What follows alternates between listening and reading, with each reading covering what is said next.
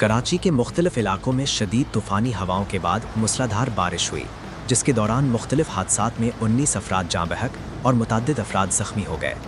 कराची के तकरीबन तमाम ही इलाकों में शदीद तूफ़ानी हवाओं के बाद गड़ चमक के साथ बारिश हुई। एधी और रेस्क्यू 1122 हुकाम के मुताबिक बल्दिया मावाज कोट में दीवार गिरने से 11, कायदाबाद मजीद कॉलोनी में दीवार गिरने से मियाँ बीवी, कोरंगी में दरख्त गिरने से शहरी, मलीर में बिजली गिरने से एक शहरी, जबकि बल्दिया में मकान की दीवार गिरने से शहरी जाँ महक हुआ। तर्जुमान रेस्क्यू 1122 के मुताबिक बल्दिया मावाज कोट में दीवार और छत मुनहदिम होने के नतीजे में मरने वाले अफराद नशे के आदी थे और बारिश से बचने के लिए इमारत में जमा हुए थे। उन्होंने बताया कि रेस्क्यू ऑपरेशन का अमल जारी है, जिसके बाद हिलाकतों की मजमूई तादाद सामने आएगी।